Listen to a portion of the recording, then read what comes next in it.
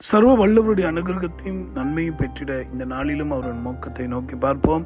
நிச்சயமாய் அவர் ராஜாதி ராஜாவாய் வரப்போகிறார். ஒரு நாள் அவர் நியாய தீர்ப்பை வைத்திருக்கிறார் எல்லா மனிதர்களுக்காக. ஆக இப்படிப்பட்ட தேவனை குறித்து பக்தன் உணர்ந்ததை சொல்லுகிறான். படிக்கலாமா? சங்கீதம் 96:10. கர்த்தர் ராஜரீகம் பண்ணுகிறார், ஆகையால் பூச்சக்கரம் அசையாதபடி உறுதிப்பட்டிருக்கும். அவர் ஜனங்களை நிதானமாய் நியாயம் தீர்ப்பார் என்று ஜாதிகளுக்குள்ளே சொல்லுங்கள்.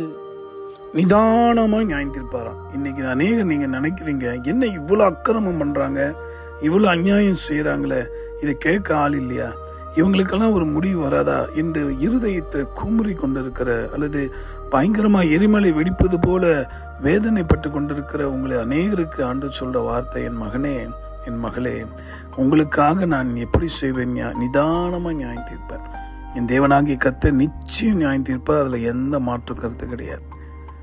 பக்தர்கள் சொல்வது போல பூமியில ஏழைகளும் திக்கற்றவர்களும் விசாரிக்கப்படுவதில்லை, அநியாயமா நடத்தப்படுகிறார்கள் என்று வேதம் சொல்லுது. ஆனாலும் நியாயம் செய்கிற ஒரு ராஜா வரப்போகிறார்.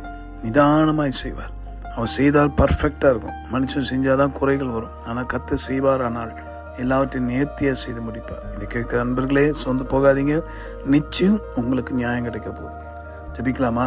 அன்புள்ள ஆண்டவரே, இந்த நாளில் நீதி நியாயத்துக்காக காத்திருக்க உங்க பிள்ளைகளுக்கு நீ கிருபையா தந்த வார்த்தைக்கு ஸ்தோத்திரம். பூச்சக்கரமாக இந்த பூமி அசையாதபடி காத்திருக்கிறவர் பாதுகாக்க நீர்தான். ஆகிலும் இன்றைக்கு அக்கிரமங்கள் பெருகி கொண்ட காலகட்டங்களை வரப்போகிற நியாய தீர்ப்பு நாளுக்கு எங்களை தப்பியும் ஆண்டவரே. ஒவ்வொருக்கும் அறிகிற அறிவைத்தார், தங்கள் வாழ்நாளை என்ன அறிவைத்தாரும் கிருபை பாராட்டும். ஜீவாதிபதி பூரண சுகத்தையும் பலனையும் கொடுத்து காசு ஆசீர்வதியும்.